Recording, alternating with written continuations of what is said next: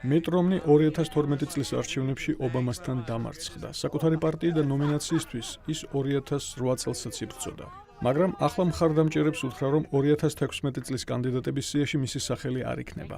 რომნის ზოგიერთმა მხარდამჭერმა და დონორმა მიანიშნა, რომ არჩევნებში მონაწილეობის მიღებას თუ გადაწყვეტს, მათ ფლორიდის ყოფილი გუბერნატორის ჯებ ბუშის მხარდაჭერა სურთ. ანალიტიკოსი ჯონ ფორტიერი ამბობს, რომ შესაძლოა რომნის გადაწყვეტილება ბუშს დაეხმაროს.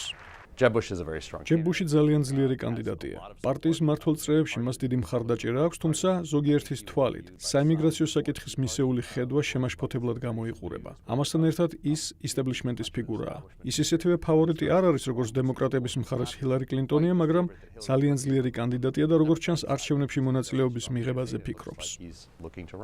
რომნიმ თქვა, რომ საუკეთესო იქნებოდა 2016 წლის საპრეზიდენტო არჩევნებში მონაწილეობის შესაძლებლობა პარტიის სხვა ლიდერებსაც მისცემოდათ. უძრავი ქონების მაგნატმა დონალდ ტრამპმა, რომელიც ამბობს, რომ საპრეზიდენტო არჩევნებში მონაწილეობაზე ფიქრობს, რომნის კანდიდატურის მესამედ წამოყენების შესაძლებლობა გამორიცხა.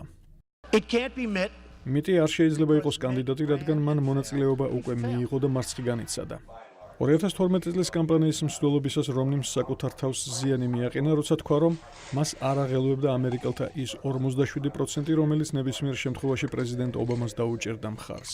რესპუბლიკელი ანალიტიკოსი სკოტ ფოლკნერი ამბობს, რომ ამის აჩრდილი რომნის 2016 წლის კამპანიის დროსაც შეიძლება დაემუქროს. რომნიმ ორი ძალიან ცუდი საარჩევნო კამპანია ჩაატარა. პირველად საკუთარი კანდიდატურის წამოყენებასაც ვერ მიაღწია. მეორედ ძალიან ცუდი შედეგი ჰქონდა. უნდა ხვდებოდე, რომ ამ დროში, როცა საკუთარი სააბაზანოდან და საწოლი ოთახიდან გახვალ, ყველაფერი, რასაც იტყვი, პოტენციურად საჯარო შეიძლება გახდეს.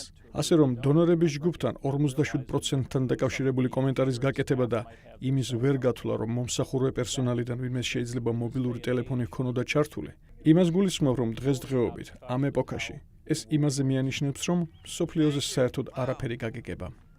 რომნის გადაწყვეტილებას სხვა პოტენციური პრეტენდენტების გაძლიერებას შეუძლია, სადაც შედიან ნიუ-ჯერსის გუბერნატორი კრის კრისტი, ვისკონსინის გუბერნატორი სკოტ ვოლკერი, ფლორიდის სენატორი მარკო რუბიო და კენტუკის სენატორი რენდ პოლი.